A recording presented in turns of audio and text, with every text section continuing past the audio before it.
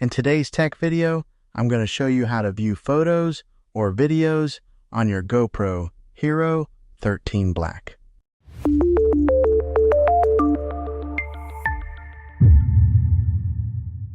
And this is providing that you did shoot some pictures or video with the camera, but the easy way to view them is to just swipe up from the bottom, just like so. And as you can see right there's a test video that I took.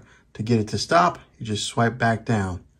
You can swipe back up again, and right here on the top left is those, it looks like 9 boxes, like a Rubik's Cube, but you tap on that and it shows you all the different recordings that you have. I just have the one right there on the top left.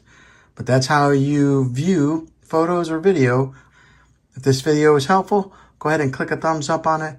Go ahead and subscribe to this channel. I make tech videos all the time, and I'd love to have you back in the next one. Take care.